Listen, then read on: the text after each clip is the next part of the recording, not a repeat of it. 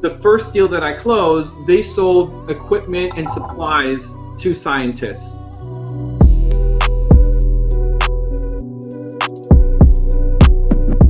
I basically look for who else are my customers buying from that is not a competitor to me.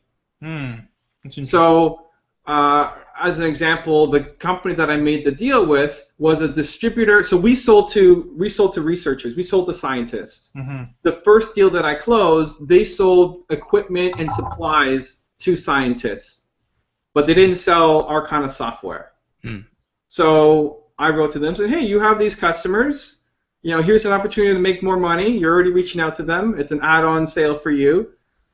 And they agreed. They liked being able to make more money, represent a quality product.